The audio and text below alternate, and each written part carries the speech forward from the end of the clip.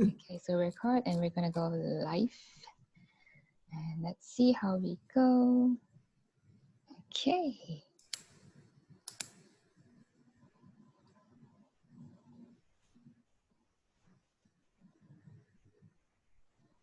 So are you able to check? Yes, I think if you go on your phone, you can see it, but I think we are live. So hi everybody, and whoever's gonna join us, we're just gonna wait a few more minutes. Sure. And see if anyone's gonna join in.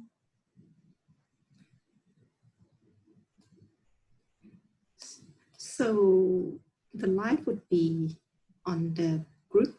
Yep, in the group. Mm-hmm. Okay. All right. Hi. We're here on Hearty Chats. And Hearty Chats is where we have our experts and our moms who come and share insights about things that matter close to our heart. And, for the last 2 weeks, we've been focusing on nurturing mental, emotional wellness for our children. And this week, we actually focused on self-esteem. So 2 days ago, we had a Chinese educator who shared with us about self-esteem, how to build confidence. And it's really when you help a child build that small step of confidence, they start to get more motivated to keep going, isn't it, Anna? So Totally today we have Anna joining us. Hey, and Anna is the founder and chief coach of Strider Kids Coaching.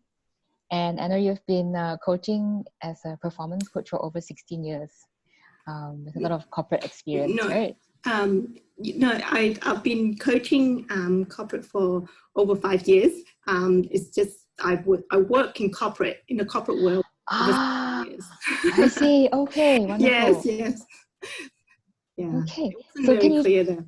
Okay, thank you for the clarification. Okay, and so tell us a little bit more how did you get into this coaching kids, Strider Kids Coaching? How did you get into this?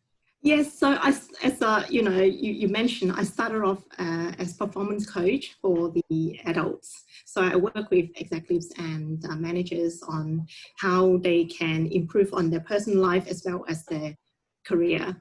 But then it's just that after working with adults for a number of years, then you start to see the recurring problem, and a lot of them actually, been stuck on limiting beliefs and all those blocks that were actually created during the formative years.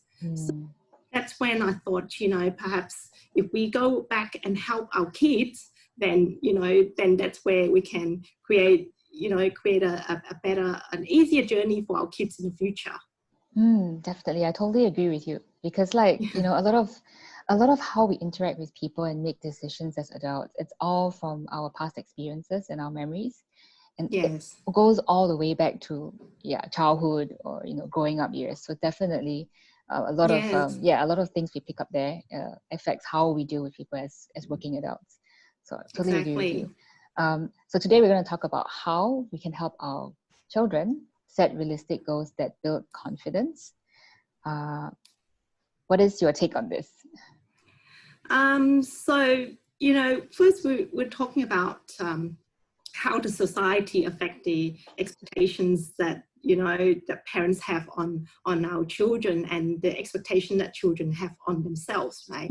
So my take is that, look, we live in this highly competitive society, and we have an economy that's been globalized, and which is great, it creates a lot more opportunities for us, but it also means that our kids won't be just competing with their own countrymen. They will be competing with the wider parts of the world as well. And on top of that, we're also living in a country that has an education system that tops the global ranking year after year. Right? It's something that I'm sure that as a nation we're proud of, but then at the same time, we're also living in that system as parents. So it's easy to feel that pressure for our kids to excel, or even to survive in that system, of that kind of standard. And so that leaves many of us feeling as parents as though we don't really have a choice but to go along with it and to give whatever tuitions that our kids need in order to keep their grades up, So all these create this culture of emphasizing very heavily on performance and results. So like take us parents as example, when we look at each other's kids, right? When we look at our friends or relatives' kids, it's almost always about what their achievements are, right, isn't it? So it's always about who or whose son is an all-A student or whose daughter is an award-winning champion of some sort, right? People don't normally go, oh, you know, those kids, they put in a lot of effort and they practice 5 hours every day diligently to get to where they are. So it's usually very focused on their, or, you know, all those amazing things that these, you know, they're achieving. So kids pick that up too. Yes. And adding to that are all those social media that our children are exposed to. Yeah, and those give them a false sense of how things should be, like, you know, how they should look like or how the life should look like, and leading many of these children to feeling as though they're not enough, you know, they're not good enough, they're not smart enough, they're not pretty enough or skinny enough, and all those sort of things sort of create that sense of false sense of standards that, you know, they feel like they have to live up to. Yeah, certainly. Yes, I just feel that at the end of the day, though, we can point to all our educational system, how the school's giving too much work and being overly performance orientated and social media and all that. But at the end of the day, we can't ignore the fact that parental expectation is still found to be, you know, the most critical role actually in motivation and self-expectations. Yes. I have to agree with you on that. So you mentioned a few factors that affect a child's, you know, confidence and also their own expectations on themselves. You talked about parents, you talked about schools, society, social media, also their peers. So I'm one of the parents that I find that one of my kids has very high expectation on herself, not because of me, but because of the people, the friends that she mixes with. And, you know, they want to achieve such and such thing, they want to go to such and such a school, and then it gives that pressure on her. So like what you said, yes, parents play a really big role. It's either I go with her and go, yeah, let's go achieve that, or I go like, hey, hang on, you know, there's other things that we can emphasize on. And that could really shift the way she puts that kind of pressure on herself or not. So yeah, I'd love to hear from you. How is it important, you know, to build confidence and self-esteem in children in this respect? How is it important? Oh, why is it important? Sorry. Oh, why is that important? Oh, okay. Yeah, they are very important. You know, we know very well that, you know, self-esteem and self-confidence, they're both our own perception of ourselves, right? The difference is that for self-esteem, it's related to our perception of our worth, our values, and sort of like our price tag to ourselves, right? And the self-confidence is the perception of our abilities to succeed. But then if we sort of stop and put things in perspective a bit and notice how this world has changed so much since we were kids, notice, you know, what are the things that truly matters to our kids' future. So if we look back at how technology has come about and changed our lives in just the last 20 years, you know, at that time, Google was just starting out, and companies like where we are on Facebook, Twitter, Instagram, YouTube, all these didn't even exist yet. There wasn't any smartphones like the ones that we use, and of course no Netflix, right? Which is quite scary to think that a world no Netflix. But then in 1999, the US Department of Labor, they actually reported that 65% of school children were going to work in jobs that didn't exist at that time. And that was 21 years ago. So I wonder what will the next 20 years look like when our children reach their working age? You know, what can we expect for them? What's going to be what are things that they're going to have to face? Don't even have to answer to that, because we can't even begin to predict what our children will be facing in the next 20 years. So the thing that we know is that many of our children will end up working in jobs that haven't even been invented yet. Right? So we know that they will have to be able to manage changes at a pace that we never had to. Then the question is, how do we prepare our kids for something that we don't even know? So when it comes to that, I'll say in addition to academic achievement, 3 things top my list. Right? Number 1 is responsibilities. Number 2, mental resilience. 3 is adaptability. And all these 3 things actually go hand in hand with self-esteem and self-confidence. Yeah, you need one to get to the other, right? Yes, take responsibility for instance. When we take responsibility for our own life, our self-esteem increases too. So we immediately feel that sense of empowerment that we're responsible and we can make these changes for ourselves, right? And when we take the steps to actually make these changes for ourselves, that builds self-confidence. And so that's how it all interrelated and all interlinks. And so they're really, you know, that's how I feel that because of the future that they're going to have to face, we don't know what it's going to be and, you know, what kind of jobs do we prepare them for, you see. So these are extremely important for them. That's a really important point, yeah, because it's so important for the future because we just can't tell what's happening now. Yes. I mean, even with even with the current pandemic, it's unpredictable, and a lot of businesses have been, you know, needed to adapt. Even in terms of learning, you have to change. The teachers have to change their style of interacting with the children in class. It all requires a lot of flexibility. And together with that, it's all your confidence and self-esteem. Because if you're not even there, you can't even make a change. You're not motivated to even want to change and adapt to what's going on. Exactly. And yes, and when children have that healthy level of self-esteem and self-confidence, they feel good about who they are in general. They be around as well, right? And they generally respond better in challenging situations. They make better leaders. They're able to manage the self-doubts better. And, you know, I think very important is that they are more positive in managing changes because they believe that they have the ability to overcome whatever comes their way.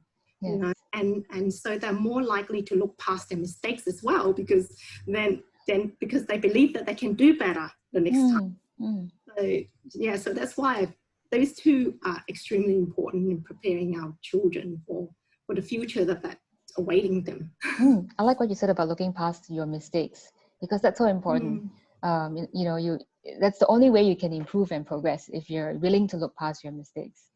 Instead of being stuck there and like, oh, I can't do it, I can't make it, you know, that will be exactly really totally. Okay, so what can parents do to help their child, you know, set realistic goals for themselves and their children? Well, I always say the first thing is to make sure that we have that strong parenting house. I came from a construction background, so I was trained in construction management and I work in the construction industry for over 16 years. So naturally, I think of parenting similar to building a house. You know, when it comes to building that house, right, it doesn't matter if you're building a multi-story building or a little cozy house. You need to make sure that the foundation of your house is nice and strong before you start building, you know, anything is on top of it. So if the foundation isn't strong and solid, anything you build on top of that, it might look beautiful at first, but then it will eventually tumble to the ground, and that's what we do.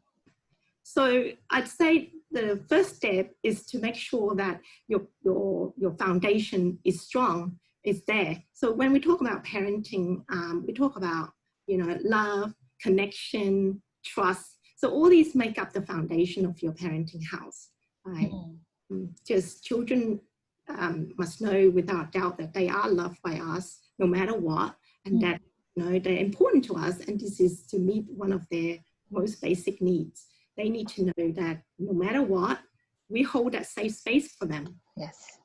Yeah, and when we have that strong connected relationship, it's actually much easier to have the kind of positive response and that cooperation that all of us parents want from our kids. You see? So for step 2, so once you have the foundation, it's about building the frameworks and the walls to shape your house. So the frames of that house would, give you that shape to your house and to keep your house upright. And values that we cultivate in our child.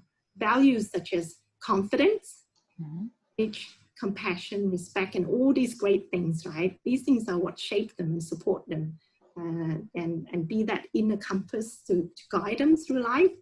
And then the walls to our house is the purpose of that is to keep all the good things in safe and keep the bad things out, right? These are the foundation and disciplines that we, sort of like our expectation to help our child understand what is and what isn't acceptable behaviors. And, like our house, these are the things that give them a sense of safety and security. Yeah, and these are the 2 basic steps. So the quality of how your child responds to you in the step 2 really depend largely on how strong your foundation is in the step. Right. So what's the three steps again? Foundation? The foundation, the walls, and the frames of the house. Yeah. And then come back to your question, when it comes to setting realistic expectations and goals for ourselves as parents and our kids, my take is that we know that unrealistically high expectations do more harm than good to us and to our kids. Right? But then at the same time, when we have very low or no expectation for our child, it will also affect their self-esteem. And it can also leave them feeling like a lack of purpose and a lack of direction. Right? So the trick is to find this healthy balance that is high for our child, but not so high that it is overwhelming to both of us. Okay. Yeah, ultimately, children, they want the parents to believe that they are capable too. Yes. So, yeah, so they want to have that level up in terms of our expectation for them.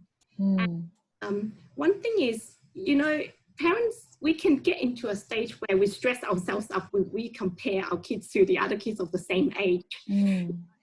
Just say, comparing a 7-year-old to another 7-year-old, and then set our expectation based on where they should be, then that is really setting ourselves up to more stress, and also for our kids to be more stressed as well, because every child develops differently and at different rates. Yes. So I think what helps is to get involved with your child and really get to know your child's current developmental stage. Get to know them in terms of their, what are their strengths? What are their realistic potentials? Then set your expectation to a level above their current level. So for example, if your child's reading level is at 8, say, and set a goal for your child to, say, achieve level 9, and then sit down together to work out how they can, get there and how you can support them to get there. So these are, to me, it's a more realistic expectation. Yes, I like that. So if they're scoring a B, you want to challenge them to an A. Yes. But not from a C to an A. Or A+. So it's also what's the potential that you can see in them. I believe that a lot of us can see it, but whether we can accept it. Yes, and the second one, obviously, is to set expectations based on effort rather than performance. So set learning goals rather than performance goals. Yeah, take my earlier example about the reading, right? So just say when your child passes the reading assessment to the next level, reinforce that about how their practice and their efforts have helped them achieve that level up. And it's not about praising how clever, what a clever boy they are or what a smart girl they are.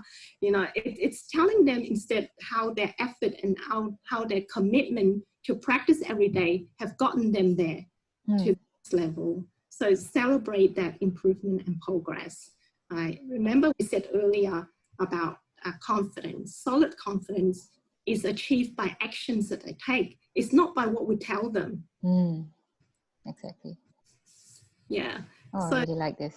Mm-hmm. yeah, so these are my 2 steps. And there was one study that was done on 800 families of students who scored at and above the 97th percentile on a grade 5 level achievement test. So what they found is quite interesting. They found that most of these high achievers have at least one or both parents focus on learning goals, not performance. Because when we think about high achievers, we normally think about, the parents must be the driving force behind that and having all those expectations. But this study have found that, it's actually not the case. And with those few children within this group, with both parents focus on performance goal, they show up to be experiencing this higher level of pressure. They're more likely to worry about making mistakes. They are more likely to doubt about their own actions, and they experience is more stress about their parents' expectation of them and the parents' criticism of them. I just thought to mention that study because I find that quite interesting. Yeah. Findings they have. Yes. I really love when you say learning goals, because learning is really a journey. You never stop learning. And so putting learning goals, it makes so much more sense than just, a result-oriented kind of goal. So I really like that. Exactly. I've Yes, written that on my paper, learning goals. Oh, did you? Yes, because if we think about it, right, if everything a child does has to reach a certain performance standard, the activity is going to be fun anymore. Yeah, isn't it? Exactly. So go out and cultivate this love of learning together with your child. Yeah, that's so important. Learning, totally agree. Exactly. Learning new things together. Oh, yes. I've learned so much. See, even just by talking to you today. Thank you so much for your sharing, Anna. So, our group is about Hearty Mums. And to me, a Hearty Mum is someone who is, happy, fulfilled. And because of that, she in turn is able to also nurture hearty and thriving children. So I'd like to hear from you. What do you think constitutes a Hearty Mum? I think striking that balance between, as being a mum, of course, we're a mum, and then Anna as well, Anna, the performance coach, Anna, the Spider Kids coach, and a wife, friends. So I think all these identities that really make us whole, and the fact that, I'm very fortunate in finding something that I love in my career, as my career. So I'm very fortunate in that. And also being a mum, I find that I learned so much from my child about me, you see. So it actually taught me a lot about myself as a person, as a mum, as a coach, and everything in one actually. So it's bound back to here. It's really all about learning all the time, always progressing, always learning. And that's what makes me happy. Okay. I was going to ask you, what's one thing you do to keep yourself happy every day? I love my morning routine. Really set me up for the day. So just having that bit of time in the morning to myself and doing that same thing every day, it's what makes me happy. Yeah, that's part of the joy of the day. And of course, my husband and I always talk about, we have so much love for my babies at home. It just, being grateful, I suppose, for what we have in our house, and that's something that reminds us to be happy with what we have every single day. Oh, that's beautiful. So that morning routine and being gratitude. Yes. Oh, lovely. Yeah, I'm also one that I'm very into morning routines as well. I find it on days where my children are, on holidays or they're home, and if I don't wake up earlier so that I can have that time for myself, everything is a bit of a mess. So I do treasure my morning routine as well. I wake up a little bit earlier so that I can have that quiet time, and it makes a difference for me. Definitely. Yes. Yay, great. Exactly. And you sort of feel like, you know, something's not wrong. I mean, something's not quite right after a while if you miss the morning for a few days. Yeah, yeah. Yeah. Yeah, that's a great tip. Okay, so if moms would like to connect with you to your work and what you do, there would you be able to share a link in the comments later so that people can connect to you? Yes, sure. Yeah. Yes, sure. We also have a PDF that talks about, you know, more about that house, the parenting house that I was talking Oh, about. fantastic. Okay, and that would be Parents as from the well. link, or you would be able to attach a PDF, or? They will be able to download from our website at Okay.